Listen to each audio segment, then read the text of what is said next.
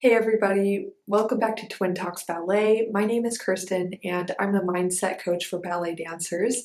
If you're brand new and you're not familiar with me or this channel, that really I've created this channel to be a place for dancers to come and get really hopefully helpful and insightful advice on how to flourish in their careers from the inside out. It's been a while since I have made a commentary on ballet culture. And there's one thing I've encountered recently as I performed this December and I was in the theater with a lot of other dancers. And it reminded me of something that honestly I've wanted to talk about a lot more for years. I encountered this problem so much in my training, especially in the professional world, and I still see it in my students as a ballet teacher. And it is our culture of normalizing constant complaining.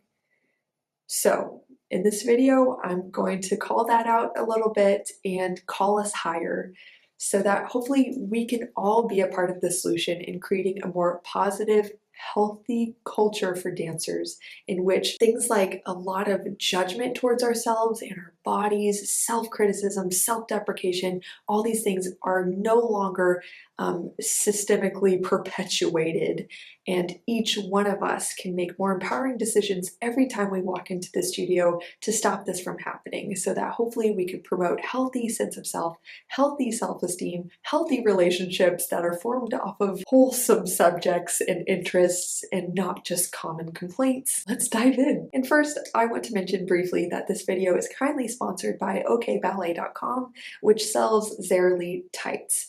I've been wearing Zerli tights for a few years now, and I really enjoy not only the way that they feel because of the added technology of compression, so they're really helping to reduce inflammation in my legs so that I can dance longer, stand around as a teacher longer, and not feel the effects so heavily by the end of the day.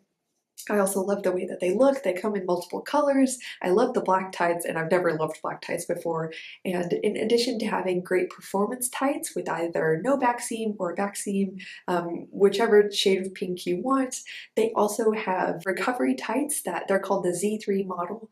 And I love that you can wear them just out and about. They're footed tights, so they're not meant to be convertible and worn in the studio, but they have an added amount of compression so that when you are going between classes, rehearsals, going to a cast party after a performance, you are also serving your legs by really working to reduce that inflammation that normally builds up after a workout, a class, or a show. So if you would like to get some of these tights for yourself, I've included a link in the description where you could go to okballet.com, purchase them for yourself using a generous $10 off discount code. All the information will be down below. I also have a review video that's really in depth about Zerli tights that you can watch. That will be in the description and in the cards above. Thank you again, okballet.com, for sponsoring this video. Let's get on to talking about complaining culture. So first, I really want to give a disclaimer so that there is no misunderstanding here. The life of a dancer is hard.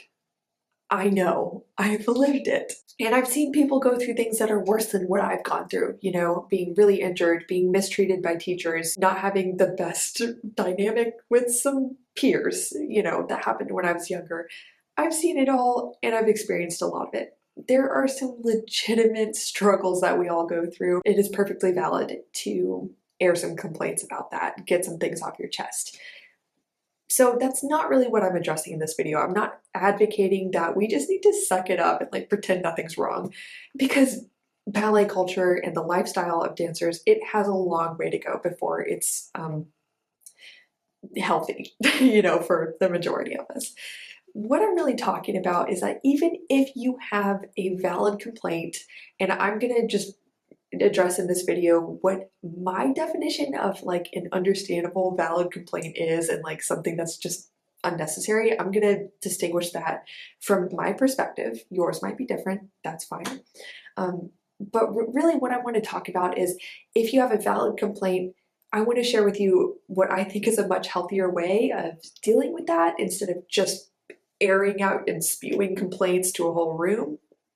And connecting over that and getting shallow sympathy instead of real deep change in what you're going through.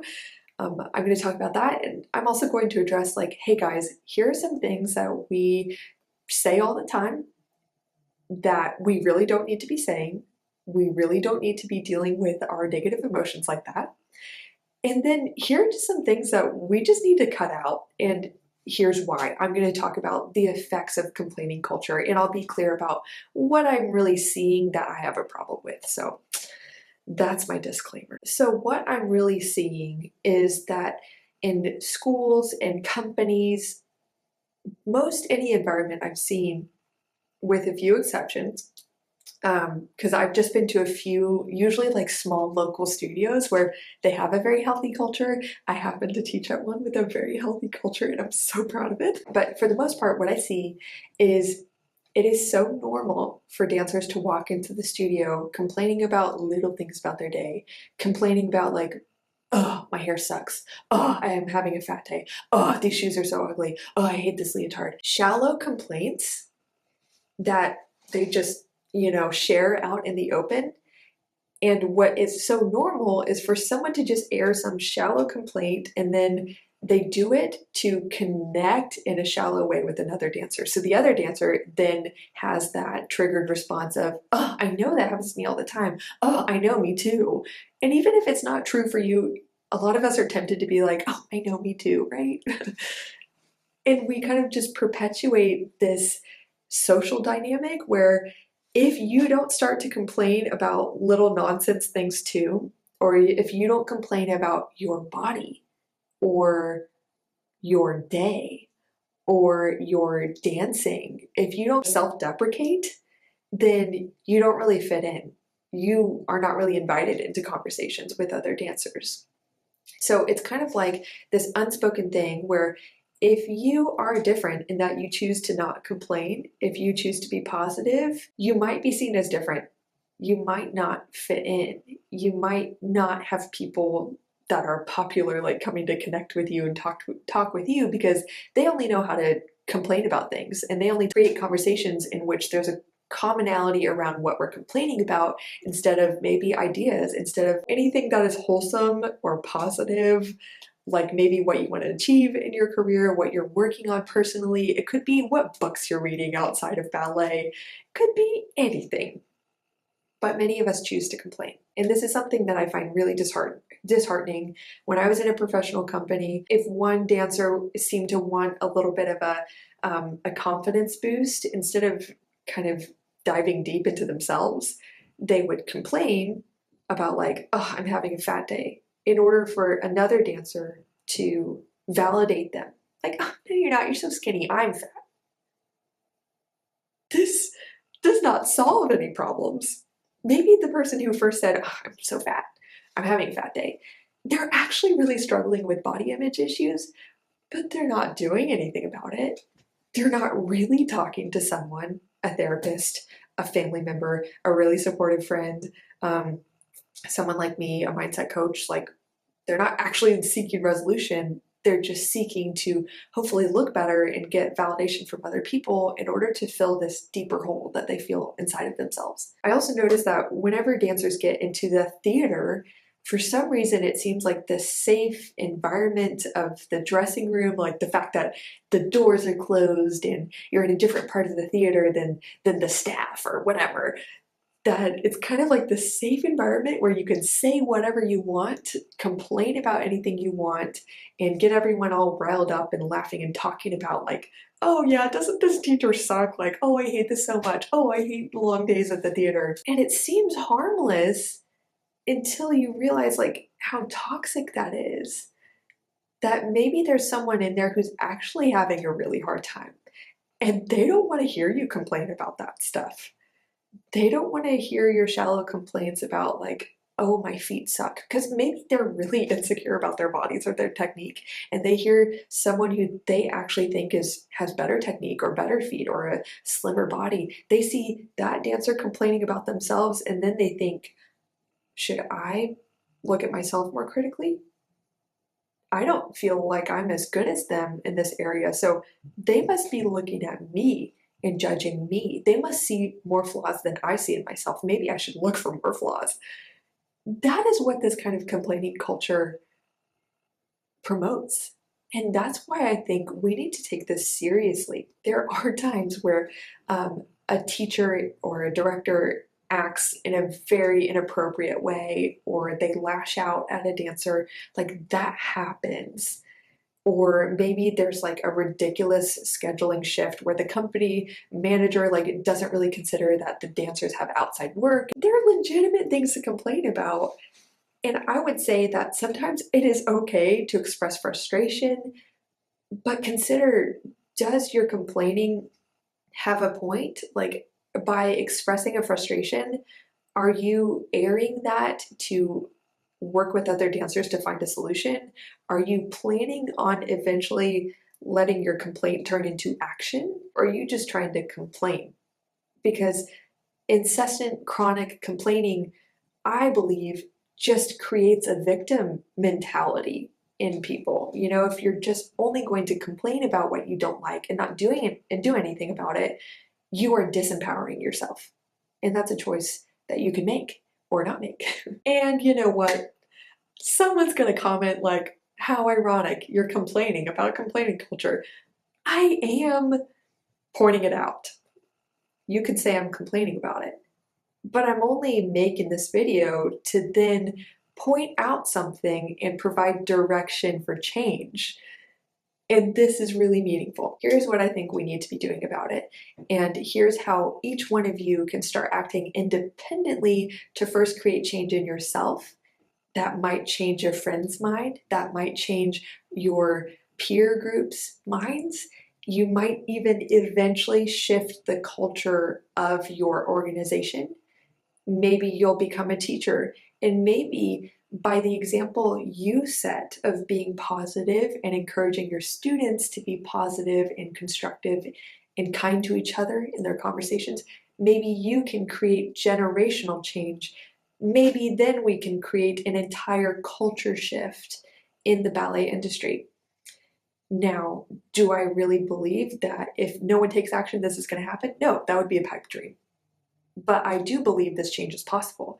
And if I didn't believe it was possible, I wouldn't talk about it, because that would be a waste of my breath. So the first thing I want to break down, like I mentioned in the intro, is, in my opinion, what is the difference between a valid complaint and an unnecessary complaint? I don't want to say it's invalid. Like, you know, that's different. Unnecessary.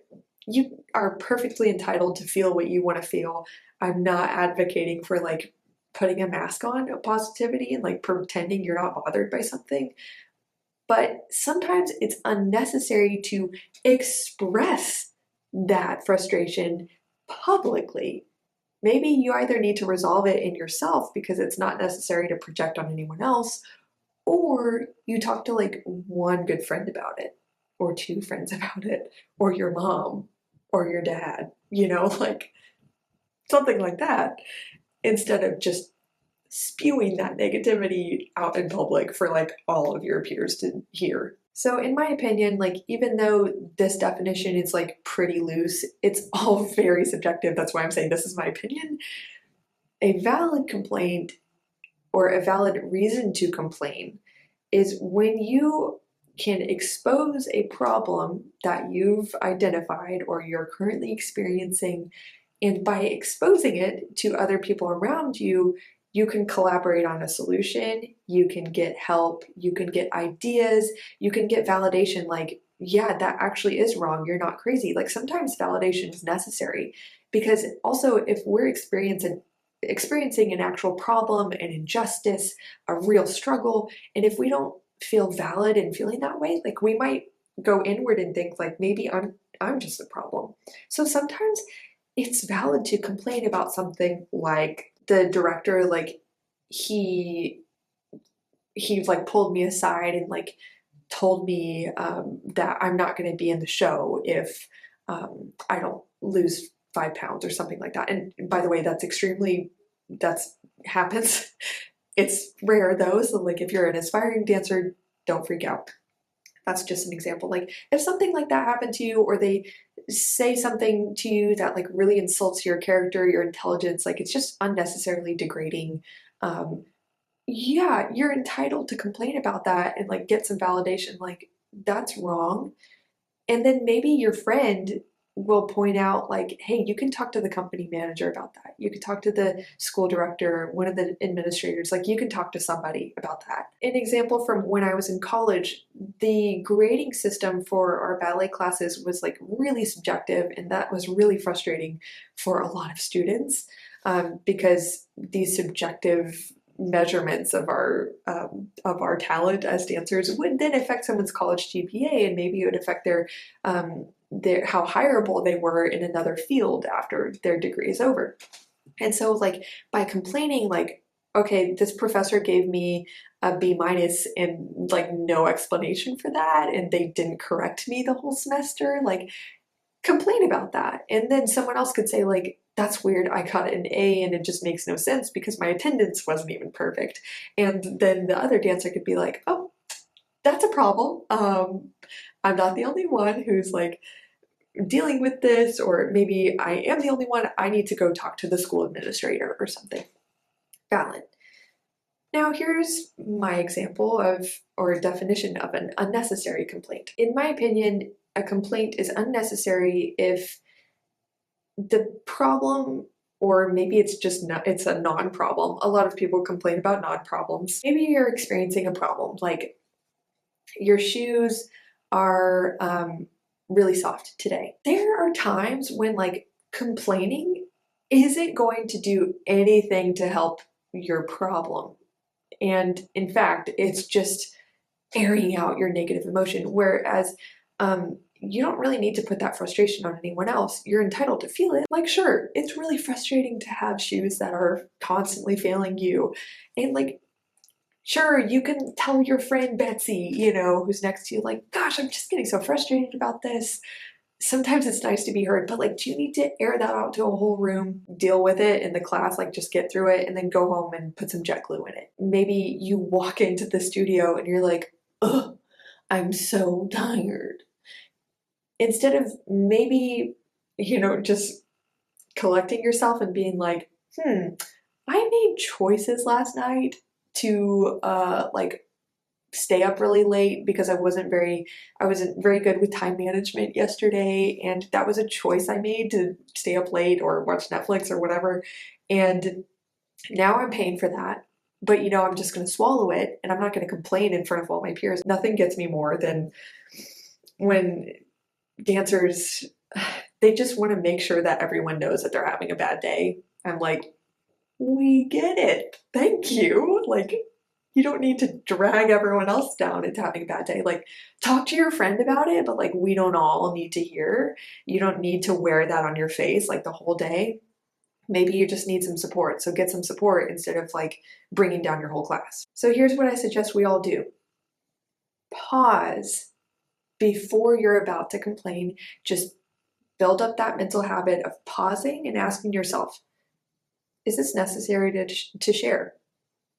Is it useful? Is it helpful? Is it going to do anything for me or anyone else? You know, is there a point to this? And sometimes you do need to vent, but I also think that's what close friends are for, and a journal is for, family, you know, but pause and just consider not only how you're feeling, but pause and consider, do other people need to know? Does this help anybody, including myself? But does it do any harm to others by mentioning it? Just pause and consider. That's all. Just pause. If you observe yourself constantly having the impulse to complain, consider how your perspective might be generating these complaints. Are you complaining about, like, for instance, oh my gosh, I have so many point shoes and they all suck and they're all dead or something?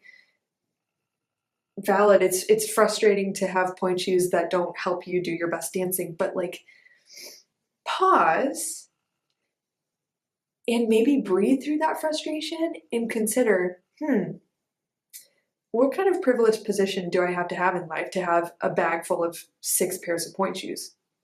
That probably total to almost $600. Would a shift in perspective maybe resolve the frustration you feel? maybe consider a shift in perspective, to consider, again, your position in life. A lot of dancers are very privileged. Societally, no matter if you come from a lot of money, we're privileged to be able to dance. This is something that not a lot of people across the whole world are able to do.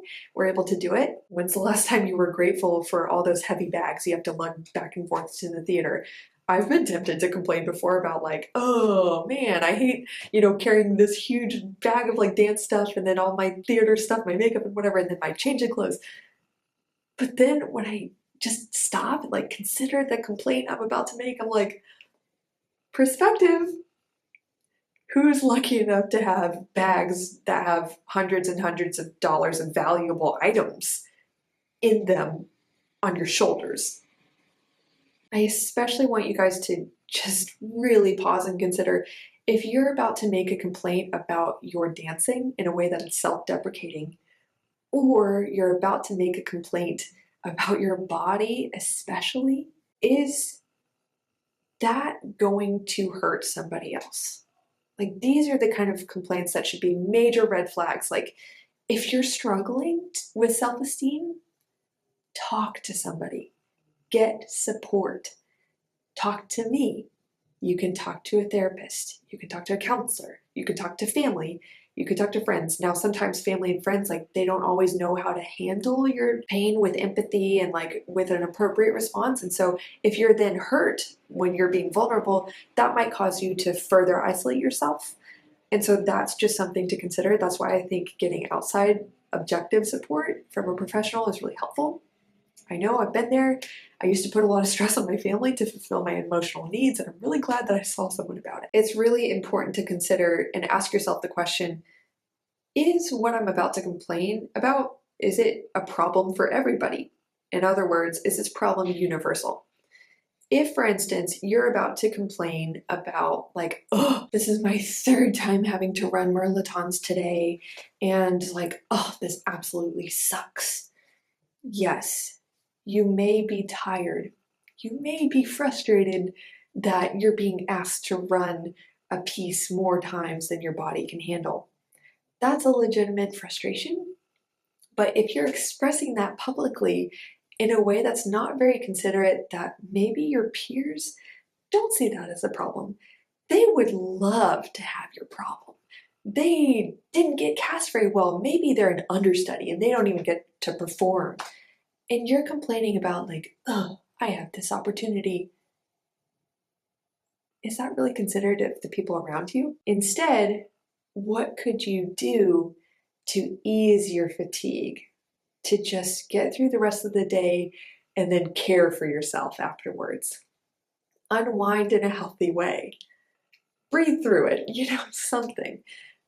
But don't project that onto your peers who might be offended at your complaint. I also want to talk about what happens, what you can do when you notice your peers complaining. What can you do in response? Because I get that's hard, it's awkward, it's weird. And like I said, there's like a culture of normalizing constant complaining and creating relationships over common complaints. Like, oh, we complain about the same thing, so we're the same. And like, we like each other, we're friends. The first thing is really obvious.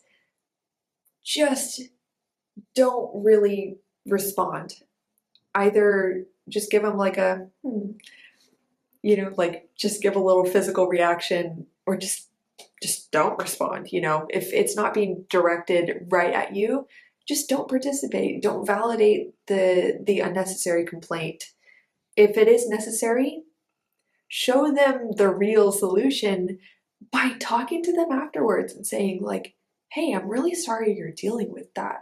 Like, let's talk about it. Ask them questions. Like, have a wholesome conversation in which you express your empathy and support for what they're going through. If it's a valid complaint, that's probably going to really surprise them. Like, wow, you care enough to like address this with me afterwards, instead of just being like, I know, girl, me too.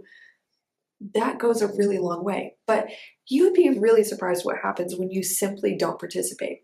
I chose to do this years and years and years ago because I just got really tired of hearing everybody complain and almost never say anything positive or nice. And I got so tired of being around it that I was just like, I'm not going to say anything. Over time, Even though at first I felt like I was scared that just not participating would isolate me, over time I noticed that people started to reconsider what they were saying around me. And when they saw that I would intentionally start wholesome, positive conversations with them and I wanted to connect with them, I noticed that when I was in the room, people would still connect with me, but the stuff they would say really changed. They would then start nice conversations with me in which we weren't complaining. And I noticed that even when I walked in the dressing room, sometimes the conversation would change. Not in a weird way. It was like kind of in an inspiring way. Like, sure, you might have that one group of people who's like, oh, the positive girl.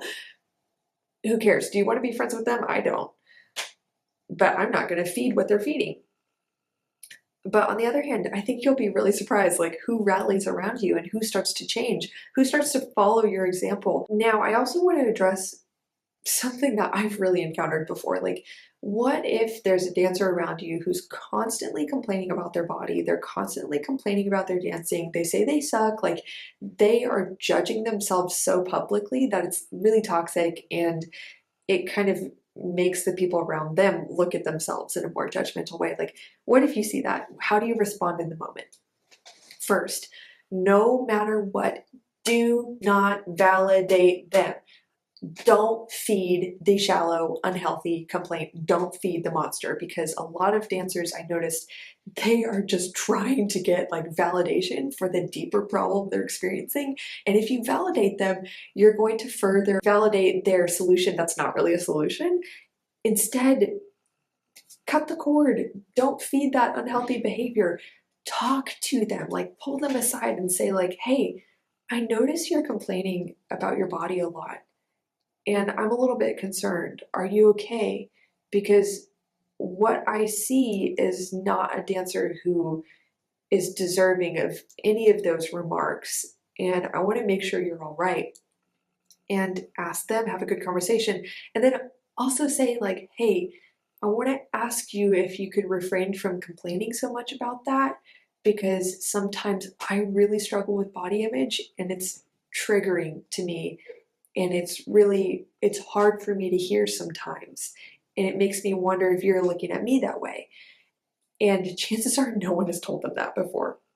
And they might be like, whoa, I was just thinking about myself, like, I don't want to do that to you. And that might really change their life. So just talk to them.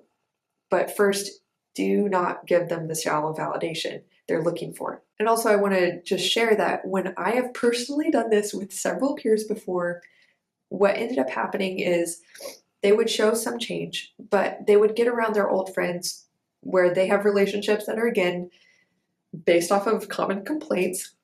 And I would see these dancers both looking in the mirror, just picking their bodies apart and just being very critical and complaining a lot. Even around me, when I just had knee surgery, they'd be complaining about their dancing. And I'm like, really? I would love to have that problem right now. Thank you for being very, very considerate. Like, I had dancers around me at my birthday party. It was my birthday. I'd just gotten surgery. I would do anything to dance. And I was sitting at my own party listening to all these dancers around me just complain about what's going on in Nutcracker. And I was thinking, I would do anything to be a Nutcracker. Thanks, guys. But anyway, so I noticed that even after I confronted a certain dancer, they would still complain in front of everybody. And what I just started to do is I would just give them a look like, I would just kind of acknowledge like, come on, don't do that. Or I'd say something like, come on, so-and-so, like, you really have nothing to complain about. We talked about this. I would just start reminding them of our conversation to the point where it became actually really uncomfortable for them to complain. But guess what? They didn't run away from me. We actually had a better friendship because of that. They knew I was serious. They knew I cared about them, and they knew I was going to keep them accountable, because that's really toxic. My next point is really live by example. And I want to be very careful to mention that it's important to, I think we all kind of know a dancer like this who just kind of lives with their head in the clouds and they're just always so positive and they're always so grateful. A lot of dancers who complain have like outward aggression and like hatred towards dancers like that. So how do you not be one of those people? Live by example. working on your own healthy self-esteem, like really do the inner work to become confident in yourself. And even you can model, like on days where you don't feel great, talk to a friend about it.